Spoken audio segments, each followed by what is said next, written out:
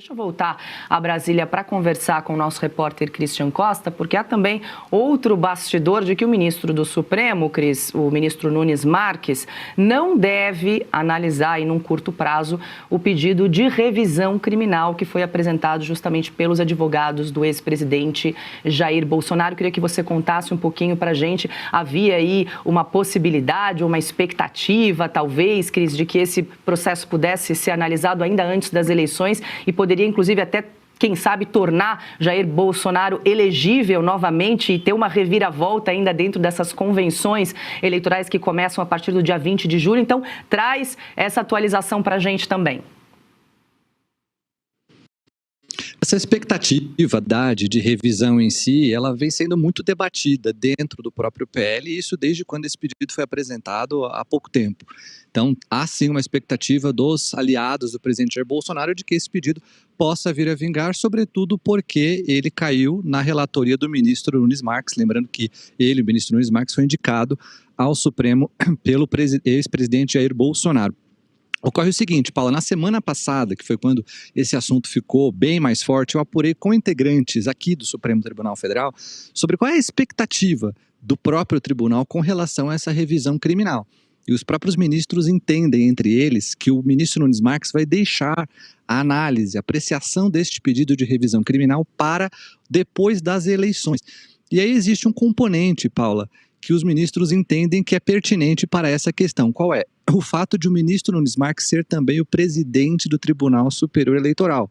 Então, se ele tomar uma decisão, por exemplo, em favor do ex-presidente Jair Bolsonaro agora, no que diz respeito à revisão da ser interpretado pelo governo, pela esquerda, lembrando que Lula também é pré-candidato à presidência da República, como um gesto de parcialidade do ministro Nunes Marques dentro da eleição. Então isso é o que vem sendo ventilado pelos próprios ministros aqui no tribunal. Este é um ponto. O segundo é que, se o ministro proferir algum entendimento, se a favor ou contra, em tese deveria ser levada ao plenário do Supremo. No plenário do Supremo, a situação fica bem mais complicada e hoje essa tendência seria de rejeitar este pedido de revisão criminal do ex-presidente Jair Bolsonaro. Paula. E tem um outro elemento também que os ministros disseram aqui que joga contra essa questão da revisão, que é o parecer da Procuradoria-Geral da República. Nós, inclusive, antecipamos essa informação na coluna No Ponto, desse parecer do Procurador-Geral da República, Paulo Gonet, contrário à revisão criminal do ex-presidente Jair Bolsonaro. Porque, segundo o Procurador-Geral da República, não há nenhum tipo de nulidade processual, por exemplo, que a condenação ela é válida em razão dos crimes que o ex-presidente teria supostamente condenado, no que eles entendem que foi uma trama golpista para tentar se manter no poder depois das eleições de 2022 e que não é nenhuma obscuridade, nada a sanar. Portanto, o julgamento foi válido e legítimo. Essa é a posição da Procuradoria-Geral da República hoje com relação à revisão criminal. Então, há uma série de elementos, Paula, que jogam contra a procedência deste pedido, portanto, para que o presidente tenha ali revista a sua pena. Então, os próprios ministros desacreditam nisso. E o fato que eles mais citaram aqui, durante as conversas que eu tive ao longo da semana passada e também no comecinho desta semana, é justamente isso, que o ministro Nunes Marques é presidente do Tribunal Superior Eleitoral. E ele vem tentando fazer, no máximo que é possível, ali, um jogo equilibrado de forças entre os dois, muito precipitado e talvez interpretada como parcialidade até um discurso para o próprio governo e à esquerda. Paula. Perfeito, Cris. Segura mais um pouquinho aí que a gente vai repercutir essa informação também no estúdio. Eu já volto com você, Cris, para mais bastidores do Judiciário. Deixa eu ouvir a Ana a respeito dessa informação, Ana, dessa revisão criminal, que é um instrumento que os réus podem utilizar quando já não há mais possibilidade de recursos, quando já tem sentença transitada em julgado, e aí o réu, o condenado, pode pedir essa revisão criminal, que é uma reavaliação total do caso. O Christian Costa já trouxe aí o parecer da PGR contrário a essa revisão criminal e havia, assim, uma expectativa dentro do PL, Ana, de que essa revisão criminal pudesse dar uma embaralhada aí no tabuleiro político eleitoral ainda durante as convenções, mas o que nos traz de informação Christian Costa é que o ministro Nunes Marques, que é o relator dessa ação, deve deixar a análise para depois das eleições, ele que é justamente também o presidente do TSE. Até porque, Paula, eles não arriscariam colocar o presidente Jair Bolsonaro porque o presidente Jair Bolsonaro é um nome diante de uma direita que demonstra algumas rupturas. O Jair Bolsonaro, ele é o nome que une, né? Um nome que ele já demonstrou através da experiência do governo dele, 4 anos, que ele é um homem propositivo, que ele é um homem preocupado com ministérios técnicos e que não seria de maneira alguma entrar em outra aventura ou qualquer outra tentativa de mudar alguma coisa. Então, o presidente Bolsonaro, ele tem eu não diria apenas capital político, mas ele tem essa aura de líder da direita hoje no Brasil, e ele colocaria panos quentes e ele uniria. É por isso, inclusive, Paula, que a gente sempre fala aqui, que é o pânico do ministro Alexandre de Moraes de calar o presidente Jair Bolsonaro o tempo todo. Não pode falar, não pode escrever, não pode absolutamente nada. Porque ele sabe, o carrasco do presidente Jair Bolsonaro, o tirano do Brasil hoje, o ministro Alexandre de Moraes, ele sabe da força política e de como o presidente Jair Bolsonaro ele afastaria qualquer tipo de briga hoje na direita. Agora, tem uma outra coisa sobre o outro bastidor do Christian, sobre os ministros do STF estarem criticando a decisão do ministro Alexandre de Moraes, e é curioso, Paula, porque claro que o Christian traz bastidores importantes, mas e aí, o que os ministros não podem ficar só criticando nos bastidores, porque toda vez que nós vemos os ministros juntos, é uma rasgação de seda um para o outro. Vossa Excelência é maravilhosa, Vossa Excelência é incrível, porque Vossa Excelência, magnânimo.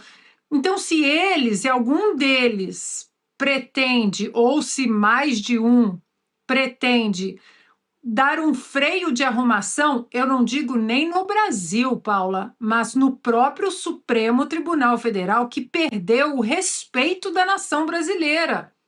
Que eles sigam o voto e a coragem do ministro Fux, por exemplo, que falou com todas as letras em um voto histórico de 15 horas que essa história de golpe não passa de uma bobagem. Eu até, antes de jogar para o Cris, Paula, se você me permite fazer uma pergunta para a Fabiana, essa revisão criminal, né, que deve ficar para depois da eleição, se o voto do Fux, se ele pesa nessa revisão criminal ou não, quando vai para outra turma, se essa revisão criminal ela começa do zero. Paula. Opa, Ana, vou passar a bola diretamente para a Fabi para responder essa questão, Fabi, a respeito da revisão criminal, sobre o peso do voto do ministro Luiz Fux, que mudou de turma. A gente lembra que ele estava na primeira turma, votou, participou do julgamento de Jair Bolsonaro e depois daquele climão, né, ficou uma situação muito incômoda ali, ele pediu para ser transferido para a segunda turma do Supremo. Chama o VAR, não é mesmo? Primeiro que essa situação é inédita, né? Nós não temos aí precedentes para poder entender. O que eu compreendo, que eu sei da legislação, quando você tem a questão de turmas, né? Que aqui eu vejo até por tribunais menores, quando você vai fazer uma outra ação, porque revisão criminal é outra ação, começa do zero, você tem que colocar isso na outra turma. Então, eu vejo que primeiro não deveria ir a plenário, primeiramente, deveria ser julgado, então, na segunda turma, porque a casa revisora da primeira turma, é assim que eu entendo, existem divergências, tá, gente? Eu entendo isso independentemente do caso, inclusive pela celeridade do processo e as motivações que se tem à turma. Então, se usa a turma quando é benéfico, né, para imputar uma narrativa, e quando não é, para contrariar, então tenta fazer esse cálculo político e jogar para o plenário. Então, já que não foi julgado pelo plenário, eu entendo que a turma revisora seria a segunda turma. Esse é o primeiro ponto. Segundo, o Fux, deveria ou não participar do julgamento? Pela minha linha de raciocínio, como ele já julgou na primeira turma e a gente está falando de algo revisor, né, como a própria ação já diz, eu entendo que o Fux não deveria votar se o julgamento fosse somente na segunda turma. Mais uma vez, isso é inédito, esse é um entendimento meu, mas pode ser sim mudado, modificado, porque nós não temos esses precedentes para saber como que vai ocorrer no caso a caso. O que nós sabemos é que o Fachin, ainda presidente do Supremo Tribunal Federal, ele teria muito peso nesse tipo de definição. Mas sabemos também que, politicamente falando, o próprio ministro Gilmar Mendes, como decano, exerce um poder ali que poderia mudar, inclusive, isso que estou dizendo, e ir para plenário, que seria positivo. Sendo em plenário, eu entendo que o Fux deveria fazer parte ali do julgamento, né? Mas se a gente fosse levar a legislação ao pé da letra, eu entendo que, por exemplo, o ministro Zanin, o ministro Dino, o ministro Moraes, só para citar 3, eles não poderiam participar do julgamento porque seriam impedidos, já que os 3 ali têm relação de inimizade, né, com o réu aí, que é o presidente Bolsonaro. Então, isso que é o problema, nós estamos relativizando o que tem de legislação, o que tem de regimento interno, o que tem de constitucional, e isso abre precedentes para todo tipo de loucura, como essa que nós estamos vivenciando, né? Ter um presidente preso numa casa, né, por um golpe que jamais existiu, como bem disse a Ana, o voto do ministro Fux, ele desmonta tese a tese, né, do que foi dito no parecer do Gonê. E pelo que também disse o Christian Costa, que nos trouxe a notícia, parece que o PGR, o Paulo Gonê, ele vai repetir o que ele já disse, né, na proposição da ação penal, ele vai repetir o parecer furado que foi desmontado pelo Fux, né, dizendo que não tem nenhum tipo de nulidade. Meu Deus do céu, faltaria pés e mãos aqui meus, eu teria que usar de toda a audiência para a gente contar o número de nulidades que a gente enxerga, e falando somente de direito. Não precisamos nem entrar na pauta política. Seria nulo de pleno direito tanto no mérito quanto no processo. Fabi, a gente gastaria o programa inteiro aí elencando, listando as nulidades, e você bem disse, né, que eles deveriam se declarar impedidos, mas não o fizeram quando julgaram o ex-presidente Jair Bolsonaro na primeira turma. Difícil acreditar que, se eventualmente essa ação for levada a plenário, esses ministros que você bem citou se declarariam, né, impedidos de julgar esse caso. Agora, deixa eu dar as boas-vindas a Ludmila Lins Grilo, que se junta a nós. Ludmila, muito boa noite, seja bem-vinda. A gente estava tentando ajustar a sua conexão, parece que agora estamos estabilizadas. Seja muito bem-vinda. A gente está aqui comentando justamente esse processo, nessa ação de revisão criminal que está no gabinete do ministro Nunes Marques. A gente está tentando se debruçar aí sobre essa situação. O Christian Costa nos trouxe, então, essa informação de que esse caso só deve ser votado e julgado depois das eleições, justamente para não haver qualquer alegação de interferência aí no processo eleitoral. Agora, queria aproveitar também de fazer uma pergunta: se o ministro Nunes Marques poderia dar uma liminar, uma canetada, uma decisão monocrática, ele mesmo, uma decisão a respeito dessa revisão criminal, antes mesmo de levar para a turma ou levar a plenário. Boa noite. Boa noite, Paula, tudo bem? Boa noite, Ana Paula. Boa noite, querida Fabi e toda a audiência da Oeste Sem Filtro. Aqui está caindo uma tempestade, assim, já há bastante tempo. Eu não sei se tem a ver com o que aconteceu aqui com problema de conexão, mas a Ana Paula também estava com problema, enfim, hoje está um pouco zicada aqui, mas vamos tentar restaurar.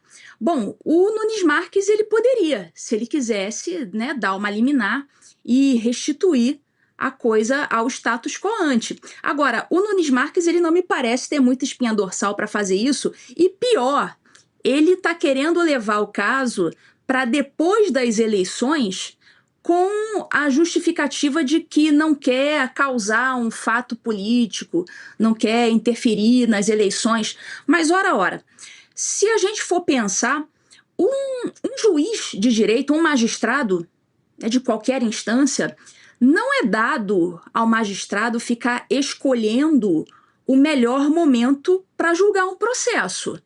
Simplesmente você tem um processo na sua mesa que você tem que dar andamento. Uma coisa é você ter muitos processos, ali tem uma fila para andar. Mas eu suponho que no Supremo Tribunal Federal, né, haja muitos processos, mas não tanto como nas primeiras instâncias aí espalhadas pelo país.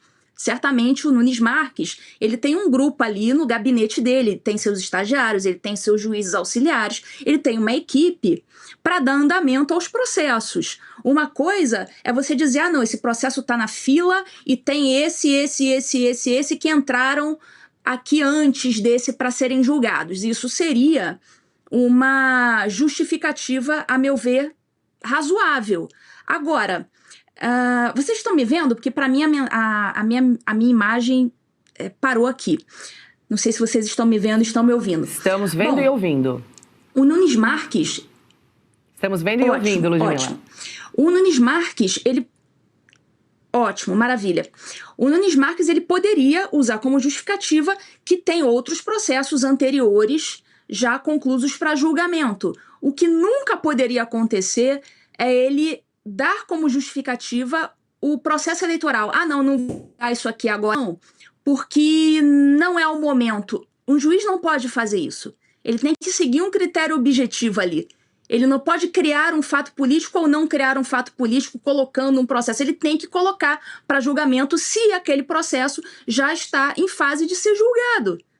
Então, assim, se ele deu essa justificativa, como estão dizendo, é uma justificativa que ele nunca poderia dar, porque isso sim é agir politicamente, ainda que sob a justificativa de que não quer agir politicamente, mas ele está agindo.